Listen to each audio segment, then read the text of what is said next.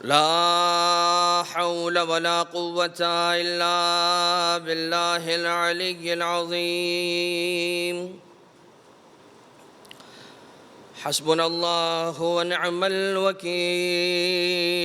نعم المولى ونعم النصير. أعوذ بالله من الشيطان اللعين الرجيم. بسم الله الرحمن الرحيم. حمدا لك يا ذا الجود والإحسان والفضل والطول والامتنان،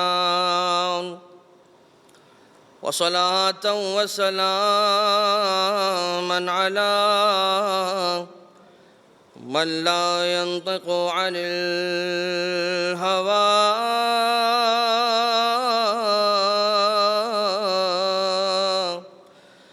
إن هو إلا وحي يوحى. حبيب قلوبنا وشفيع ذنوبنا وطبيب نفوسنا، مولانا ومولى الثقلين، جد الحسن والحسين، أبي القاسم المصطفى محمد، اللهم صل على محمد وعلى آله الذين أذهب الله عنهم الرجس وطهرهم تطهيرا. اللهم صل على محمد وعلى لا سيما على الإمام المنتظر والحجة الثاني عشر، واللعنة الدائمة الباقية على أعدائهم ومنكري فضائلهم وغاصبي حقوقهم من الأزل إلى قيام يوم الدين. أما بعد، فقد نقل عن إمام زماننا هذا عجل الله تعالى فرجه الشريف: اللهم صل على محمد عبدك ورسولك وأمينك وصفيك وحبيبك وخيرتك من خلقك وحافظ سرك ومبلغ رسالاتك. لائق صد احترام مومنین اور مومنات، شب رحلت ام المومنین حضرت خدیجہ طاہرہ سلام اللہ علیہا ہے، اور بیان دعائے تعلیم کردہ امام زمانہ علیہ السلام یعنی کہ شرح دعائے افتتاح ہے۔ امام زمانہ علیہ السلام کی خدمت میں تسلیت و تعزیت کا پیغام پیش کرتے ہوئے اور اہل بیت اطہار علیہم السلام کی جانب پرسے کا پیغام پیش کرتے ہوئے بات کا آغاز کریں گے۔ درود کے اعتبار سے وہ جملہ کہ جو دعا افتتاح کے اندر موجود ہے اس پر ایک دو جملے گفتگو، اور اس کے بعد پھر براہ راست حضرت خدیجہ طاہرہ سلام اللہ علیہا کے موضوع پر کچھ آپ کی خدمت میں عرائض کو پیش کیا جائے۔ یقیناً حق اس سے کئی گنا زیادہ ہے کہ بی بی کے حوالے سے گفتگو نہیں، سلسلہ گفتگو کی جائے، لیکن کم سے کم اتنا تو ہو کہ آج کی مجلس کی حد تک کم سے کم زیادہ تر حصہ گفتگو کا بی بی کی قربانیوں، بی بی کی ایثار اور بی بی کے فضائل کے اعتبار سے آپ کی خدمت میں پیش کرنے کا موقع اور سعادت کو حاصل کیا جائے۔ عزیزان محترم، دعا افتتاح کا یہ جملہ کہ جس کے اندر امام زمانہ علیہ السلام اب درود کے سلسلے کا آغاز کر رہے ہیں، اور سب سے پہلے رحمتوں کے نزول کی دعا کی ہے اس ہستی کے لیے جو اس کائنات کی بہترین اور افضل ترین ہستی ہیں، بندگان خدا میں بندگان خدا کی سردار حضرت محمد مصطفیٰ صلی اللہ علیہ وآلہ وسلم کے اعتبار سے درود کا آغاز کیا اور یہ کہا گیا و امین کا و صفی کا، آپ کے چنے ہوئے اور آپ کے وحی کے امانت دار ہیں، وہ حبیب کا و خیرت کا من خلقک، وہ کہ جن سے آپ نے محبت کی اور سب سے بہترین آپ کی خلقت میں سے آپ کے رازوں کی حفاظت اور محافظت کرنے والے اور آپ کے پیغامات آپ کے لوگوں تک پہنچانے والے بندہ خدا تک پہنچانے والے، افضلہ و احسنا و اجملا و ازکا و اکملا و ازکا و انما و اطیبا و اطہرا و اسنا و اکثر ما صلیت و بارکت و ترحمت و تحننت و سلمت علی احد من خلقک، یعنی جتنی بہتر سے بہتر رحمت ہو سکتی ہے، بلند، وسیع، کامل، پھیلی ہوئی ایسی رحمت کہ جس سے بہتر اور کوئی رحمت ہو نہیں سکتی، وہ اپنے بندے یعنی کہ حضور اکرم سرور کائنات پر اے خدا نازل فرما۔ درود کی اعتبار سے علماء کرام نے یہ ارشاد فرمایا ہے ائمہ اطہار کے روایات کی روشنی میں کہ درود ایک ایسی عبادت ہے کہ جو صرف انسان انجام نہیں دیتے بلکہ پروردگار عالم بھی اس عمل کے اندر بندوں کے ساتھ شریک رہتا ہے۔ دو ہی ایسی چیزیں ہیں کہ جو انسان کرے نہ کرے فرق نہیں پڑتا، پروردگار عالم اور اس کے ملائکہ اور اس کے فرشتے اس عمل کو انجام دیتے ہی ہیں، یعنی کہ ایک محمد و آل محمد علیہم الصلاۃ والسلام پر درود کی عبادت کو انجام دیا جاتا ہے، اور انسانوں میں سے کوئی ایک بھی اگر محمد و آل محمد پر درود کے نازل کیے جانے کی دعا نہ بھی کرے تب بھی پروردگار عالم اور اس کے ملائکہ اور وہ کہ جو درود پڑھتے ہیں وہ پڑھتے رہتے ہیں، اور وہ رحمت نزول رحمت بر سرور کائنات اور ان کے خانوادے کی دعا کرتے رہتے ہیں، اور ان تک سلسلہ رحمت کا نزول ہوتا رہتا ہے۔ ایک یہ عبادت کہ جو مسلسل جاری و ساری ہے،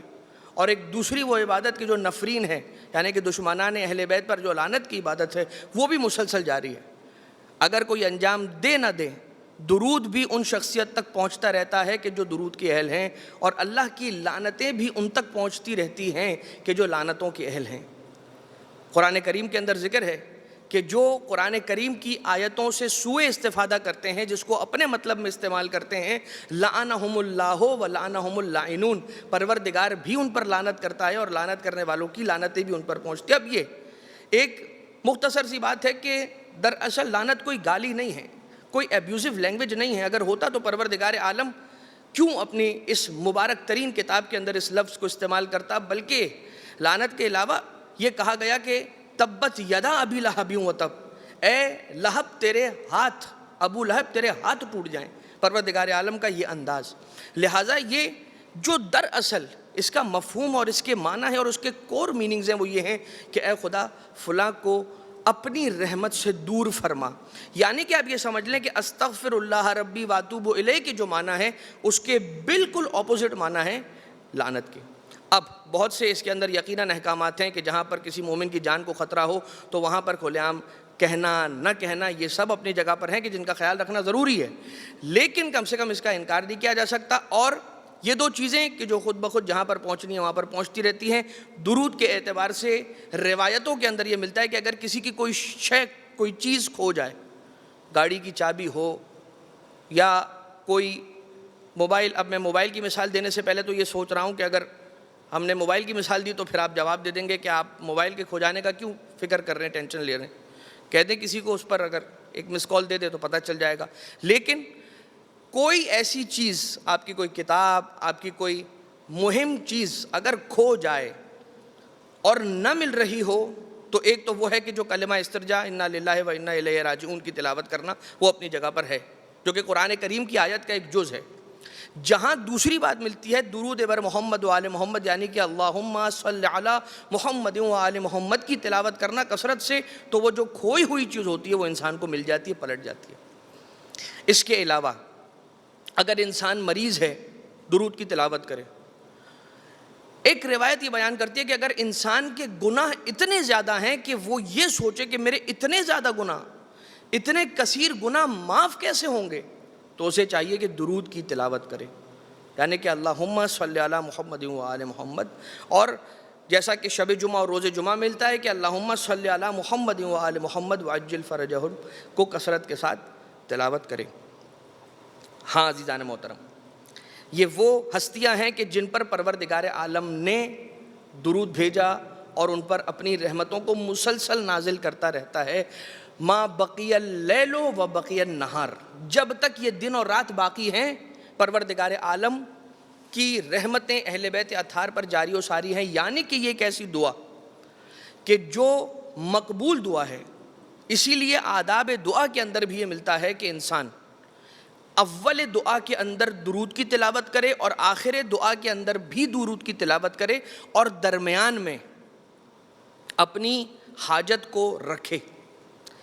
پروردگار عالم یہ کہتا ہے کہ مجھے شرم آتی ہے کہ میں اول دعا کو قبول کر لوں، آخر دعا کو بھی قبول کر لوں اور درمیان میں جو حاجت ہے اسے چھوڑ دوں۔ پروردگار عالم کی شان کریمی کی یہ بات مخالف ہے۔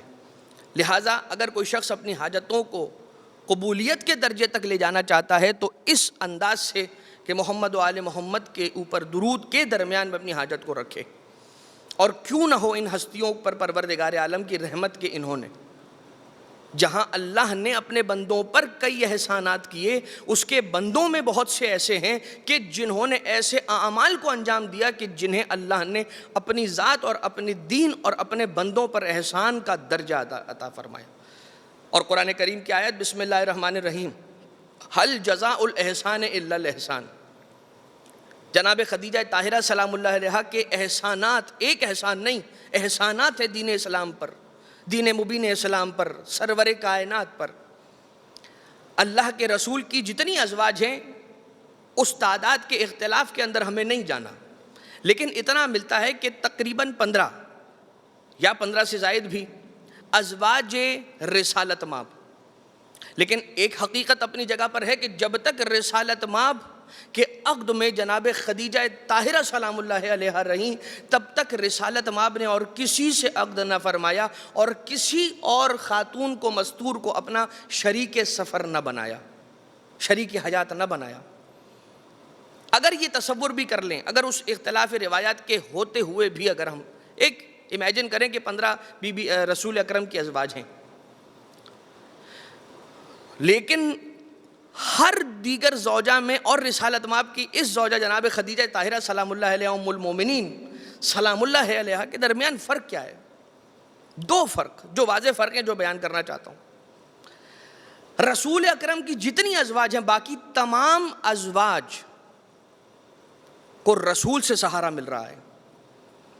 اور رسول کو خود حضرت خدیجہ سے سہارا مل رہا ہے۔ باقی جتنی بھی ازواج ہیں وہ رسول کی پناہ میں آ رہی ہیں اور رسول خود جس بی بی کی پناہ میں جا رہے ہیں انہیں حضرت خدیجہ طاہرہ سلام اللہ علیہا کہا جاتا ہے، جنہوں نے رسول کی حفاظت بھی فرمائی، رسول کو اپنی پناہ میں بھی رکھا اور ہر دم رسول کے ساتھ ان کے سائے کی طرح سے رہیں جب تک حیات رہیں، جب تک زندہ رہیں۔ اور ایک فرق اور ہے، اور وہ فرق یہ ہے کہ ہر زوجہ رسول کی باقی ازواج میں سے ہر زوجہ رسول کے گھر آئی ہیں اور رسول حضرت خدیجہ کے گھر تشریف لے کر گئے ہیں، ان کی خواہش تھی۔ اور اس کے بعد رسالت ماب نے اپنی باقی زندگی ایک بڑا حصہ جب تک مکہ کے اندر رہے، بلکہ جب تک مکہ میں رہے تب تک بیت خدیجہ سلام اللہ علیہا میں رہے۔ ہم اس جانب ابھی آتے ہیں، لیکن یہ بی بی ہیں کون؟ دنیاوی اعتبار سے دیکھیے، مقام کے اعتبار سے، منزلت کے اعتبار سے دیکھیے، منصب کے اعتبار سے دیکھیے تو عرب کی سب سے بڑی تاجرہ خاتون، اتنی بڑی تاجرہ ہیں کہ آپ کے اس کمرشل سسٹم کے اندر کہ جو آپ کا تجارت کا سلسلہ تھا، اس میں آپ کی سواریوں کی تعداد 80 نہیں، 800 نہیں، 8000 نہیں، 80,000 اونٹ کی تعداد ملتی ہے کہ جن اونٹوں کی پشتوں پر لاد کر آپ کا سامان تجارت گاہے بگاہے پہنچایا جاتا تھا اور ان کی آمد و رفت ہوتی تھی۔ آپ کا ایکسچینج آف گڈز، آپ کی ٹرانسپورٹیشن آف گڈز، آپ کا جو بھی تجارت کا مال تھا وہ ان 80,000 اونٹوں پر رکھ کر لے جایا جاتا تھا اور لے کر آیا جاتا تھا۔ اور یہ 80,000 آپ یہ سمجھ لیجئے کہ آج کل کے دور کے ڈمپر ٹرکس ہو گئے یا بڑی بڑی لوریز ہو گئیں کہ جو کیریئر ہوتی ہیں گڈز کی اور بڑے بڑے جو سامان ہوتا ہے ان کو اٹھا کر لے کر آنا، لے کر جانا۔ تو ایسے کسی کے پاس اگر اس دور کے اندر 80 ٹرکس بھی ہوں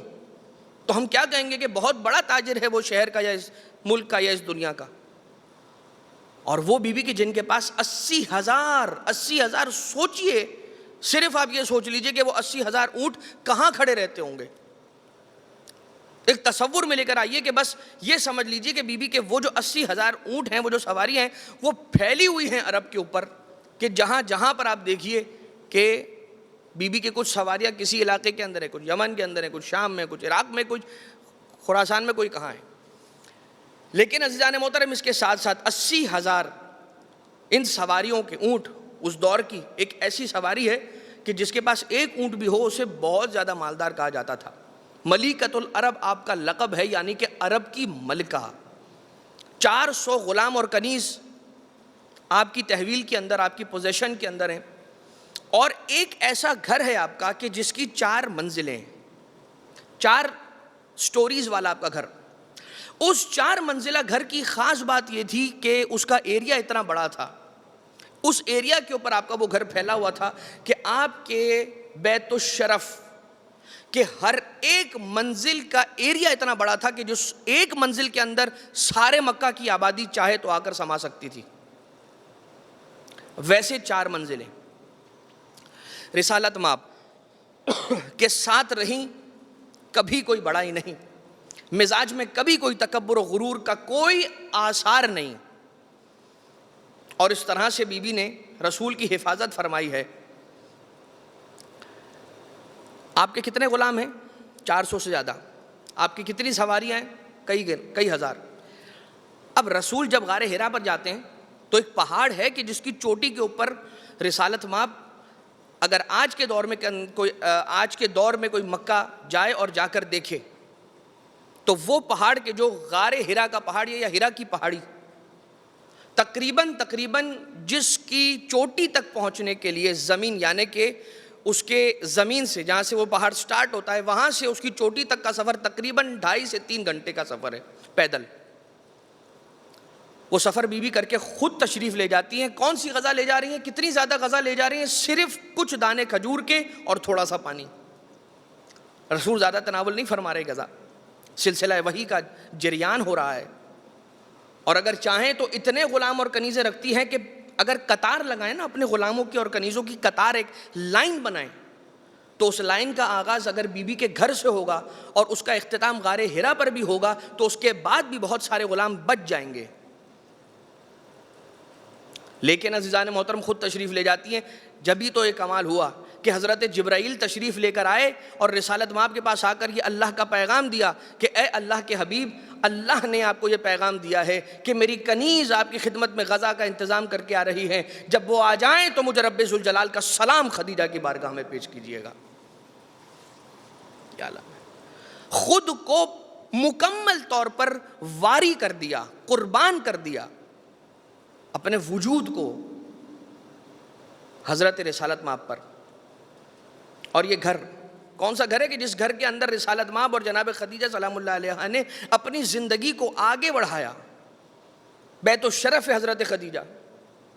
یہی وہ گھر ہے کہ جہاں اللہ نے کوثر جیسی نعمت رسالت مآب اور حضرت خدیجہ کو عنایت فرمائی، یعنی کہ رسول کو کوثر عطا ہوئی بطن مبارک کے حضرت خدیجہ طاہرہ سلام اللہ علیہا سے.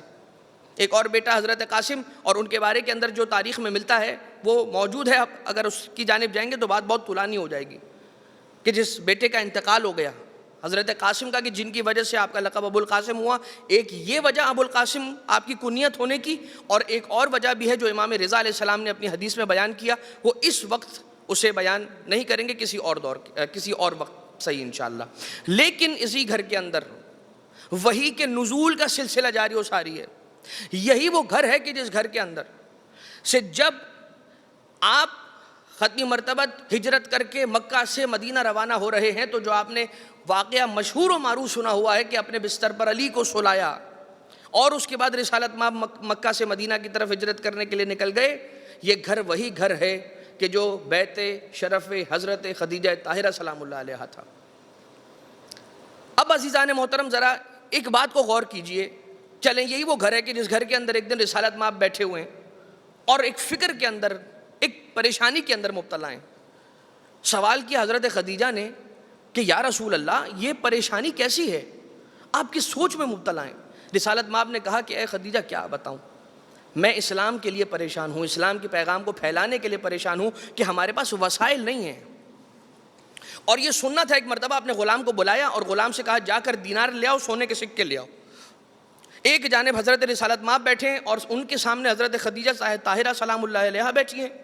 رسالت مآب اور بیوی آمنے سامنے بیٹھے ہیں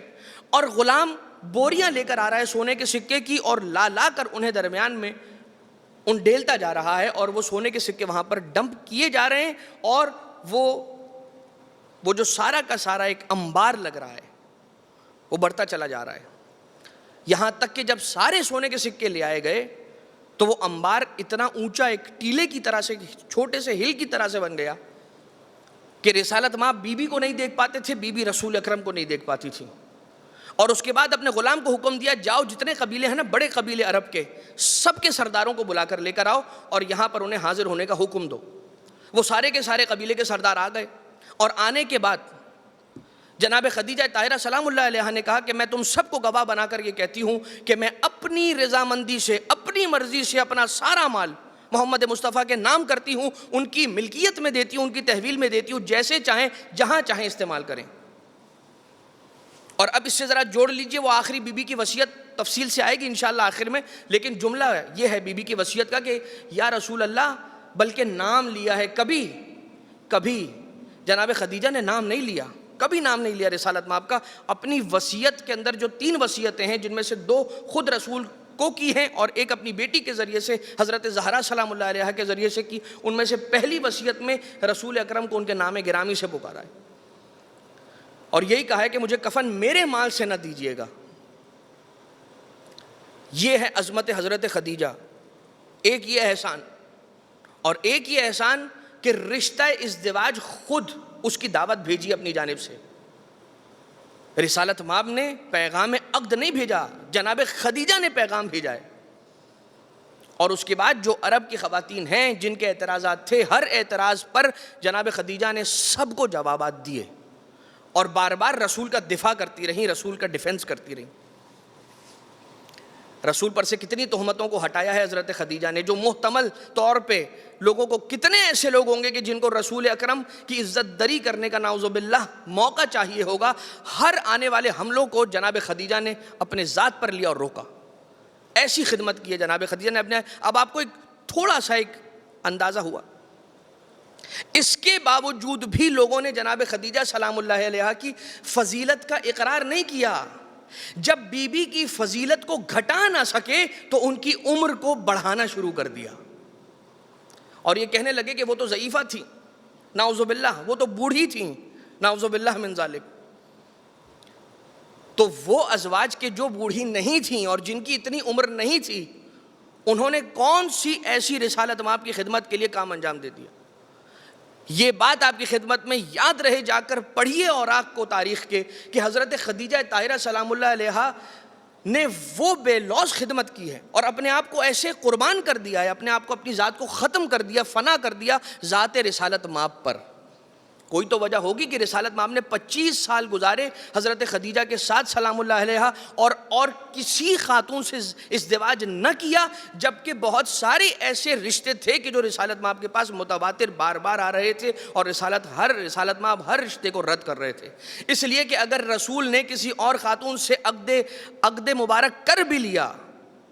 اور اسے برابر کا حق دینا ہوا کہ جیسا حق حضرت خدیجہ کو دیا جا رہا ہے، تو سوچئے کہ وہ حق کہ جو حضرت خدیجہ کا ہے، وہ حق حاصل کرنے کی فضیلت اور کون عورت رکھتی ہے اس دنیا کے اندر۔ کائنات کی ہر خاتون کو جنت کا اشتیاق ہے، اور جنت کو خاتون اس دنیا کی 4 عورتوں کا اشتیاق ہے۔ جنت منتظر ہے 4 عورتوں کی، ایک حضرت آسیہ بنت مزاحم، ایک حضرت مریم بنت عمران، ایک حضرت خدیجہ بنت خویلد، ایک حضرت فاطمہ بنت محمد علیہم افضل التحیت وثنا۔ یہ وہ بیویاں ہیں، اور جب کچھ نہ کر سکے، فضیلت گھٹا نہ سکے، تو عمر بڑھانے لگے۔ اور رسالت مآب، اب آپ چلے دیکھیے قرآن کریم کی آیت ہم نے پڑھی نا کہ حل جزاء الاحسان الا الاحسان، تو ایک جملہ اور عرض کر دوں اور پھر ہم آگے بڑھ جائیں، منزل کو آگے بڑھا دیں، کہ یا اللہ، احسان ہے خدیجہ کا، احسان ہے ابو طالب کا بھی، جب رشتہ آیا ہے تو قبول کس نے کیا؟ حضرت ابو طالب نے۔ رسول اکرم بچے کیسے رہے مکہ کے کفار کے شر سے کہ جو رسول کو قتل کرنا چاہتے تھے، رسول کو ختم کرنا چاہتے تھے، رسول کو زہر دینا چاہتے تھے، رسول پر حملہ کرنا چاہتے تھے نعوذ باللہ تلواروں سے جب وہ سوئے ہوئے ہوتے تھے۔ کس نے بچایا حضرت رسالت مآب کو؟ دو ہستیوں نے بچایا، ایک حضرت ابو طالب نے بچایا اور ان کے بعد حضرت خدیجہ طاہرہ نے بچایا۔ تو احسان ہے ابو طالب کا کہ پالا رسول کو، احسان ہے خدیجہ کا کہ سب کچھ اپنا قربان کر دیا، لٹا دیا رسول پر۔ یہ تو ان کا احسان ہے۔ اے خدا تیرے وعدے کے مطابق ان کی جزا کیا ہے؟ جواب یہ آئے گا کہ میں وہ رب کریم ہوں کہ جو کسی کی جزا رکھتا نہیں ہوں، رائے کے دانے کے برابر بھی۔ ان کو ان کی جزا ضرور دوں گا، ایک کو صاحب تطہیر کی ماں بنا دوں گا اور ایک کو کل ایمان کا باپ بنا دوں گا۔ یہ مقامات ہیں، یہ مقامات ہیں ہستیوں کے۔ لیکن عزیزان محترم، رسول اکرم کے سامنے ایک مرتبہ ذکر ہوا کہ آپ بی بی کی رحلت کے بعد کہ آپ بار بار ہر بات میں خدیجہ کو یاد کرتے ہیں۔ اس ضعیفہ کو میں ذرا مناسب لفظ استعمال کر رہا ہوں، تاریخ کے اندر روایتوں کے اندر بڑا سخت لفظ ہے کہ جو بی بی کے شایہ نشان نہیں ہے کہ کہا جائے، زبان نہیں اجازت دے رہی کہ میں وہ جملہ کہہ دوں کہ آپ اس ضعیفہ کو یاد کرتے ہیں، جبکہ پروردگار عالم نے آپ کو اور ازواج دے رکھی ہیں۔ تو رسول غضب کے عالم میں آ گئے، چہرے پر چہرہ مبارک کے رحمت للعالمین پر غضب کے ایسے آثار تھے کہ بیان ہوا کہ اس سے پہلے ایسا غضب کبھی نہیں دیکھا رسول کا۔ رسول نے جب ذرا سا ایک مرتبہ حالت کچھ بحال ہوئی ہے تو کہنے لگے کہ پروردگار عالم کی اس کنیز خدیجہ نے اس وقت مجھ پر ایمان لے کر آئیں کہ جب کوئی مجھ پر ایمان نہ لے کر آیا، اس وقت میرا ساتھ دیا جب کسی نے میرا ساتھ نہ دیا، اور خدا نے مجھے اس کے بطن سے اولاد عطا کی۔ حضرت آدم علیہ السلام، بہار الانوار کی جلد نمبر 16 کے اندر یہ حدیث لکھی ہوئی ہے ملا باقر مجلسی نے کہ حضرت آدم علیہ السلام میدان قیامت کے اندر یہ فخر و مباحات کریں گے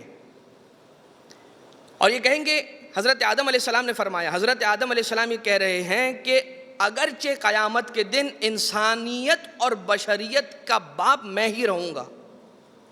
لیکن مجھے بھی محمد مصطفیٰ پر فضیلت حاصل نہیں ہوگی۔ محمد مصطفیٰ صلی اللہ علیہ وآلہ وسلم مجھ سے افضل ہی رہیں گے، اور اس کی دو بڑی وجہ ہیں۔ ایک وجہ یہ کہ میری زوجہ حوا ہیں، ان کی زوجہ خدیجہ ہیں، اور خدیجہ کا حوا سے کوئی تقابل نہیں۔ اور دوسری بات کہ مجھ سے ترک اولا سرزد ہوا، محمد مصطفیٰ صلی اللہ علیہ وآلہ وسلم اتنے پاک و پاکیزہ تھے کہ ترک اولا کا تصور بھی ان کے وجود اقدس کے قریب سے نہیں گزرا۔ اور 4 عورتیں کہ جن کی جنت مشتاق ہے وہ ہم نے آپ کی خدمت میں عرض کر دیا۔ ایک حرز کہ جو کتابوں کے اندر ملتا ہے اور روایات سے استفادہ ہوا ہے کہ حضرت خدیجہ طاہرہ سلام اللہ علیہا سے جب کسی نے اپنے حفاظت کے لیے سوال کیا کہ کیا دعا پڑھی جائے، بی بی کی مناجات کے واقعات ہیں تاریخ کے اندر۔ یہ ایک حرز نہیں ہے، 2 حرز ہیں، وہ چونکہ کچھ 2 لائنز یا 3 لائنز کا کچھ طولانی ہے، اس لیے میں مختصر والا حرز آپ کی خدمت میں عرض کر رہا ہوں کہ جناب خدیجہ نے تعلیم فرمایا، اگر چاہتے ہو اپنی اور اپنے اولاد کی حفاظت کرو اور ان کے گرد ایک حالہ بن جائے اللہ کی حفاظت کا، اور سیکیور کرنا چاہتے ہو انہیں، تو یہ پڑھا کرو، بسم اللہ الرحمن الرحیم، یا اللہ ہو یا حافظو یا حفیظو یا رقیبو، یا اللہ ہو بسم اللہ الرحمن الرحیم، یا اللہ ہو یا حافظو یا حفیظو یا رقیبو۔ بس عزیزان محترم، 3 سال ایسے مصائب سے بھرپور سال ہیں شیب ابی طالب کے کہ جس کا بیان کرنا بہت مشکل ہے، بہت سنگین ہے۔ اہل بیت اطہار پر، رسول اکرم پر، ان کے آل پر، ان کی اہل بیت پر، ان کے خانوادے پر ان کے بائیکاٹ کو اس طرح سے امپلیمنٹ کیا گیا مکہ والوں کی جانب سے، کفار کی جانب سے، کہ ایک روٹی تک لینا مشکل ہو گیا تھا۔ اگر کوئی روٹی لینے کے لیے بازار میں آئے، شیب ابی طالب ذرا مروہ کی پہاڑی سے آپ اور آگے کی طرف چلے جائیے، مکتبۃ مدینۃ المنورہ، وہ مکہ المکرمہ، مکہ المکرمہ لائبریری جو ہے، جو اس کی بلڈنگ ہے، بس سمجھ لیں کہ اسی کے آس پاس کا یہ علاقہ ہے جو شیب ابی طالب کا علاقہ، کہ جہاں پر 3 سال گزارے ہیں رسول نے اور حضرت ابو طالب نے اور اس پورے گروہ نے کہ جو رسول اکرم کے ساتھ ہے، جس میں جناب خدیجہ طاہرہ بھی ہیں سلام اللہ علیہا۔ اگر کسی کو یہ پتہ چل جائے کہ کوئی شیب ابی طالب سے روٹی لینے کے لیے بازار آیا ہے تو ملٹی پلائی بائی 20 کر کے اس کو رقم بتاتے تھے، اس کی پرائز بتاتے تھے ایک روٹی کی، تاکہ رسول پر ایک روٹی لینا تک مشکل ہو جائے۔ ایسا بوائکاٹ تھا. اور اس وقت بہت بڑے دعوے دار جتنے بھی تھے جن کے نام آپ کو تاریخ میں مل جائیں گے, ان میں سے کوئی نہیں تھا کہ جو ساتھ دینے آیا. لیکن جناب خدیجہ کے چچازاد بھائی ورقہ بن نوفل کی بڑی تاریخی حیثیت ہے کہ جناب خدیجہ ان کے پاس کیا سوال لے کر گئی تھیں اور کیا جواب دیا گیا اور انہیں کیا بتایا گیا رسالت مآب کی نبوت کے بارے میں اور ان سے ازدواج کے بارے میں. ابھی کہ جب رسول سے ملاقات بھی نہیں ہوئی یا رسول کے کردار سے بی متاثر ہونا شروع ہوئی تب کی بات ہے. لیکن ورقہ بن نوفل جو عیسائیت سے تعلق رکھتے تھے بعد میں مسلمان ہوئے, اور یہ وہ تھے کہ جنہوں نے بہت زیادہ سپورٹ کیا, اور کچھ رسول کے اور قریبی اصحاب نے کہ جنہوں نے اس وقت بہت سپورٹ کیا. زمین کو کھود کر کسی درخت یا کسی پھل یا کسی پیڑ کی پلانٹ کی روٹس کو نکالا جاتا تھا اور اس میں سے چیک کیا جاتا تھا, اگر اس کے اندر ایک قطرہ پانی کا مل جائے, پیاس بجھ جائے, اگر ان روٹس میں سے کوئی روٹ کھانے کے قابل ہو, ایٹیبل ہو, تو اس کو کھا لیا جائے, شاید بھوک مٹ جائے. اور اس طرح سے ایک دور آیا تھا کہ گزارا کرنا پڑا. انہی روٹس میں سے کوئی ایک ایسی جڑ تھی یا کوئی جڑی بوٹی کہ جسے جناب خدیجہ نے زہریلی تھی اور کھا لیا, اور وہ پھر جناب خدیجہ سلام اللہ علیہا کے رحلت اور اس وصال کا باعث اور سبب بنی. بس 3 سال ختم ہوئے ہیں, اس کے بعد جو رجب آیا, شیب ابی طالب سے فارغ ہونے کے بعد جو رجب آیا, اس میں حضرت ابو طالب علیہ السلام کی رحلت ہے, اور اسی رجب کے بعد شعبان کے بعد رمضان کی 10 تاریخ کو جناب خدیجہ اس دار فانی سے دار بقا کی طرف کوچ کر گئیں. مگر بی بی کی وصیتیں ہیں, 3 وصیتیں, کہ میں آپ سے شرمندہ ہوں اے رسول خدا, آپ کی خدمت کا حق نہیں ادا ہو سکا, مجھے معاف کیجئے گا. دوسری وصیت, یا رسول اللہ میرے بعد میری بیٹی فاطمہ کا خیال رکھیے گا. عرب کی عورتیں, زنان عرب, میری بیٹی کو چہرے پر تماچے نہ مارے ہیں. میرا سلام ہو اے بی بی خدیجہ آپ پر بھی, اور میرا سلام ہو یا رسول اللہ آپ پر بھی. یہی مدینہ ہوگا, اسی بیٹی کے گھر کے دروازے کو آگ لگائی جائے گی اور تماچے بھی مارے جائیں گے, کوڑے بھی برسائے جائیں گے, پسلیوں کو بھی توڑا جائے گا, محسن کو بھی شہید کیا جائے گا. اور تیسری وصیت کے لیے کہا کہ مجھے میری اپنی بیٹی اپنی دختر سے گفتگو کرنی ہے, فاطمہ کو میرے پاس بھیج دیجئے. اور جناب سیدہ جب آئی ہیں تو بی بی نے یہ کہا کہ مجھے ایک ایسی وصیت کرنی ہے کہ جو میں تیرے بابا سے کرنا چاہتی ہوں, مگر مجھے شرم آتی ہے کہ خود تیرے بابا سے کچھ تقاضا کروں, کچھ طلب کروں. کہا اپنے بابا سے کہنا کہ مادر گرامی نے کہا ہے کہ مجھے میرے مال سے کفن نہ دیں, بلکہ اپنے اس کرتے کے ذریعے سے کفن دیں کہ جو آپ نے اس وقت پہنا ہوتا تھا کہ جب آپ پر وحی کا سلسلہ ہوتا تھا, اور مجھے آپ ہی غسل دیں اور مجھے آپ ہی دفن کریں. رسالت مآب نے ایک مرتبہ جناب خدیجہ سلام اللہ علیہ کو اسی اپنے کرتے سے کفن پہنایا. ایک روایت ملتی ہے, لحوف کی روایت ہے, جب یہ لٹا ہوا قافلہ کربلا سے کوفہ اور کوفہ سے شام پہنچا ہے نا, تو حسین کی 4 سالہ یتیمہ نے خواب دیکھا. اس خواب میں یہ دیکھا کہ ایک نور کی سواری ہے کہ جو زمین پر آئی ہے, اس میں سے 4 مستورات نکلی ہیں, حضرت آسیہ بنت مزاحم, مریم بنت عمران, حضرت خدیجہ اور حضرت زہرا, کہ جنہوں نے اپنے سر پر ماتم کرنا شروع کیا ہوا ہے. جناب خدیجہ علیہ خواب, جناب سکینہ یہ سوچتی ہے کہ میں اپنی دادی خدیجہ کے پاس جاؤں گی اور جانے کے بعد انہیں سارے مصائب جو ہم پر ہوئے ہیں بتاؤں گی. اور اتنے میں جناب سکینہ پہنچ گئیں, اپنی دادی خدیجہ سے لپٹ کر رونے لگیں اور کہنے لگی یا امتاہو جہدو واللہ حقنا وددو واللہ شملنا,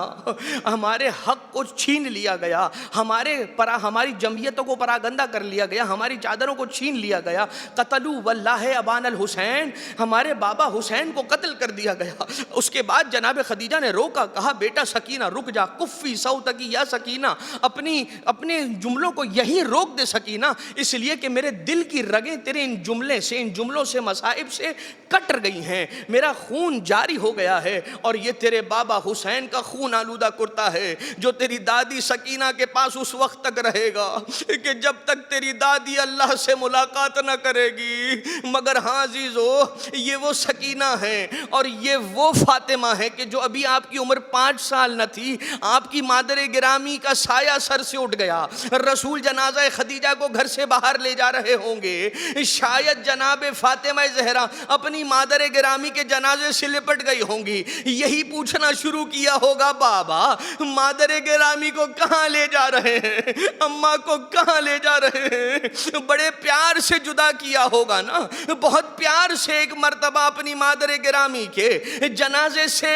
فاطمہ زہرا کو، اپنی بیٹی کو پیچھے کیا ہوگا، مگر ہاں یہ زہرا کا مقدر تھا اور وہ یتیمہ حسین سکینہ کا مقدر تھا۔ جب اپنے بابا کے بے سر کے لاشے سے لپٹی ہے، شمر جدا کرنے کے لیے آیا ہے، شفقت سے جدا نہ کیا، کبھی کوڑے مارے ہیں، کبھی تماچے مارے ہیں، کبھی گوشواروں کو چھینا ہے، میرا سلام ہو خدیجہ طاہرہ کی قربانیوں پر،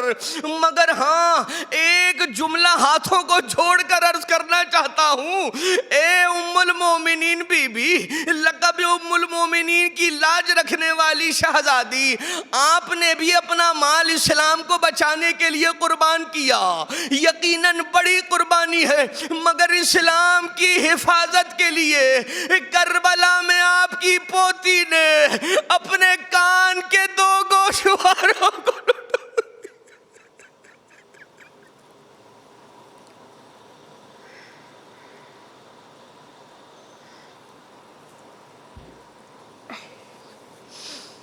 الا ولعنۃ اللہ علی القوم الظالمین وسيعلم الذین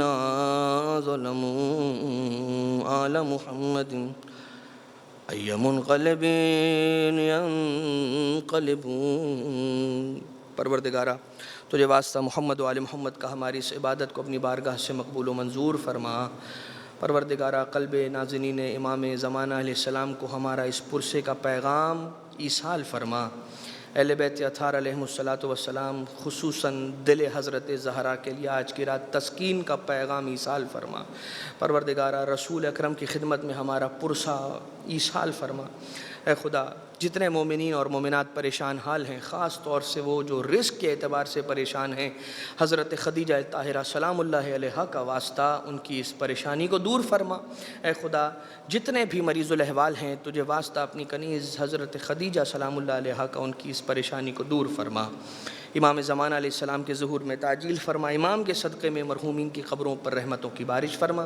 امام کے صدقے میں تمام مومنین اور مومنات خصوصاً امت محمدیہ کو تمام امراض خصوصیت کے ساتھ اس وبائی مرض سے محفوظ فرما۔ اپنے گھروں کے ماحول کو امام کی تعلیمات کے مطابق ڈھالنے کی توفیق عنایت فرما۔ ایک سورہ فاتحہ کی تلاوت کی گزارش۔ مرحوم پیار علی نظر علی، مرحوم مشتاق پیار علی، مرحوم محمد علی پنجو، مرحوم رقیہ علی بھائی، مرحومہ شہلا امید علی یا امیر علی، مرحوم فدا حسین حاجی، مرحومہ Bano by میرالی روجی، مرحومہ Bano by Ibrahim Haji, مرحومہ مونگی by روجی، مرحوم ابراہیم حاجی، مرحومہ فرزانہ بانو بنت روشن علی کرجت والا، مرحوم روشن علی کرجت والا، مرحومہ خیر النساء بنت علی بھائی، مرحومہ زرینہ بانو بنت روشن علی، مرحوم ولایت حسین ایویڈی، مرحوم جعفر علی پٹیل، مرحومہ گل بانو بائی کپاسی، مرحوم شوکت علی جعفر علی، مرحوم اکبر علی جعفر علی، مرحومہ نرگس بانو جعفر علی، مرحوم حسین محمد علی مولو اور ان کے خاندان کے تمام مرحومین، مرحومہ خیر النساء رحمۃ اللہ ماؤجی اور ان کے خاندان کے تمام مرحومین، مرحومہ کلثوم بائی عبداللہ سومجی، مرحوم اکبر فاضل دھیرانی، مرحوم قاسم علی محمد علی دینا، مرحومہ فاطمہ بائی جمعہ لاڈک، مرحوم منیر احمد شریف، مرحومہ معصومہ بائی علی محمد اسلام، مرحومہ ممتاز بانو برکت علی نایانی، مرحوم حیدر علی عبدالحسین ماؤجی، مرحومہ زینب بائی رجب علی خاکو، مرحوم رجب علی حسن علی راجانی اور ان کے خاندان کے تمام مرحومین، مرحومہ زہرا بانو ولی محمد اور ان کے خاندان کے تمام مرحومین، مرحومہ فاطمہ بانو ولی محمد اور ان کے خاندان کے تمام مرحومین، مرحوم رمضان علی ولی محمد اور ان کے خاندان کے تمام مرحومین، مرحوم محبوب علی رجب علی راجانی اور ان کے خاندان کے تمام مرحومین، مرحوم مرتضیٰ فدا حسین کنانی، مرحوم محمد جعفر سلیمان خاکو، مرحومہ سکینہ علی محمد لیلا، مرحوم روشن علی قاسم علی ناصر، مرحوم قاسم علی رجب علی سلیمان خاکو، مرحوم رجب علی سلیمان خاکو، مرحوم احمد نظر علی، مرحوم انور علی راشد جیسانی خاندان کے تمام مرحومین، ماندوی والا خاندان کے تمام مرحومین، شہید سجاد حسین سپاری والا اور ان کے خاندان کے تمام مرحومین، مرحوم احمد عبداللہ غلام حسین ایڈن والا اور ان کے خاندان کے تمام مرحومین، مرحوم فدا حسین فاضل رتنسی اور ان کے خاندان کے تمام مرحومین، بانیان مجلس کے تمام مرحومین، کل مرحومین مومنین، مرحومات مومنات اور شہدائے ملت جعفریہ، مراجع اعظام اور وہ مرحومین مومنین، مرحومات مومنات کے جن پر فاتحہ پڑھنے والا کوئی نہ رہا، اور رحم اللہ من قرأ الفاتحہ۔ بسم اللہ الرحمن الرحیم، الحمد للہ رب العالمین، الرحمن الرحیم، مالک یوم الدین، ایاک نعبد و ایاک نستعین، اہدنا الصراط المستقیم صراط الذین انعمت علیہم غیر المغضوب علیہم ولا الضالین۔ اللهم اغفر للمؤمنين والمؤمنات والمسلمين والمسلمات الأحياء منهم والأموات، تابع بيننا وبينهم بالخيرات إنك مجيب الدعوات، إنك على كل شيء قدير، برحمتك يا أرحم الراحمين۔